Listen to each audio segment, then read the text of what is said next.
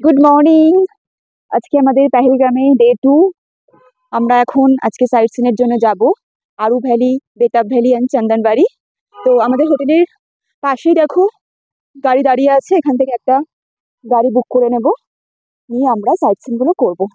আজকে এই পুরো সাইট সিনের ভিডিও এই ব্লগের মধ্যে থাকবে, তোমরা আশা করি পুরো ভিডিওটা দেখবে, তাহলে সমস্ত কিছু ডিটেলস জানতে পেরে যাবে।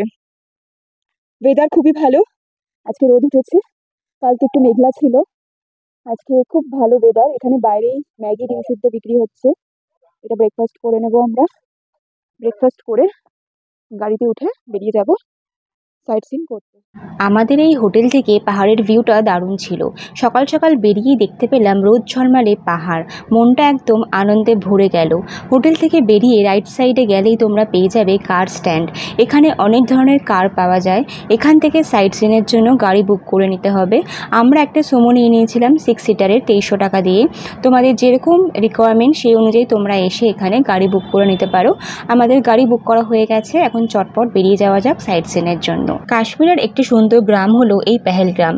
পার্সোনালি আমার এই জায়গাটা দারুণ লেগেছিল। সত্যি বলতে এই রাস্তা দিয়ে যখন এগিয়ে চলেছি, নেচারের এত সুন্দর বিউটি আমাদের চোখে ধরা পড়েছে যা বলে বোঝানো যাবে না। আর আজকে ওয়েদারটাও দারুণ ছিল, পাহাড়ের ওপরে রোদ ঝলমল করছে, দেখতে ভীষণ ভালো লাগছিল। যে নদীটা তোমরা দেখলে ওটা হচ্ছে লিডার নদী। পেহেলগ্রামে এই লিডার নদী প্রায় তোমরা দেখতে পাবে গাড়িতে চলতে চলতে। এখান থেকে আমরা প্রথমে আরু ভ্যালি যাচ্ছি। আরু ভ্যালি যেতে আমাদের সময় লাগবে মাত্র 15 মিনিটস। সো নেচার এনজয় করতে করতে আমরা এগিয়ে গেলাম।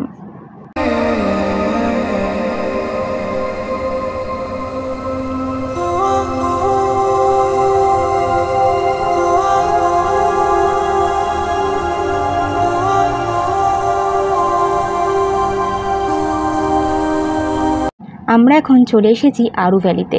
অনেক বলিউড সিনেমার শুটিং এখানে হয়েছিল। পাশেই আমরা দেখতে পেলাম অনেক ধরনের কাশ্মীরি জিনিস এখানে বিক্রি হচ্ছিল। একটু এগিয়ে যেতেই যে ভিউ আমার চোখে ধরা পড়লো, জাস্ট অসাধারণ। চারিদিকে পাহাড় দিয়ে ঘেরা, মাঝখানে এই ছোট্ট ভ্যালি। এখানে হর্সের ব্যবস্থা আছে, চাইলে তোমরা হর্স চড়তেও পারো। আমার ভীষণ ভালো লেগেছে এই আরু ভ্যালি। পেহেলগ্রামের একটা সাইট সিনের মধ্যে পড়ে এই আরু ভ্যালি। আমরা এসে গেছি এখন আরু ভ্যালিতে।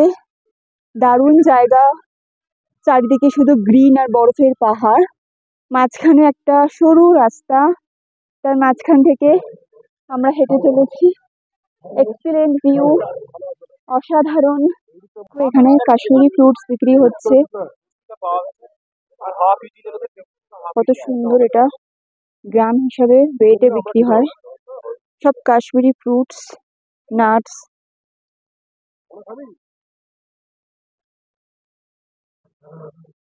দেখতে খুব সুন্দর লাগছে, জানি না খেতে কিরকম হবে।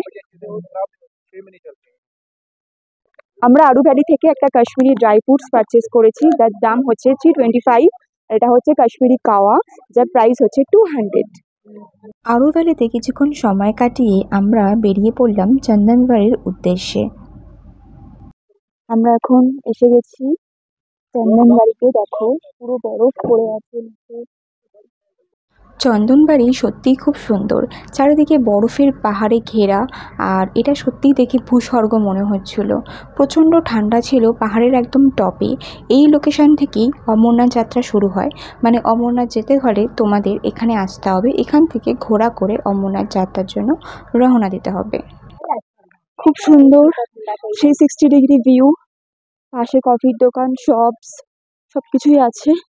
ঠান্ডাও বেশ ভালো, এটা অনেকটা ওপরে আরু ভ্যালির থেকে।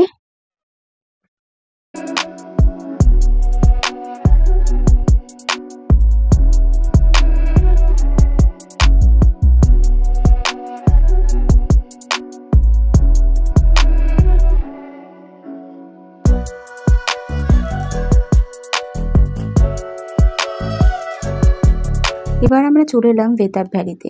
গাড়ি দাঁড় করিয়ে আমরা উপর থেকে বেতাব ভ্যালির ভিউটা নিয়ে নিয়েছিলাম। অনেকটা নিচে গিয়ে বেতাব ভ্যালিতে যেতে হবে, আমাদের শরীরটা খারাপ থাকার কারণে আমরা আর যাইনি।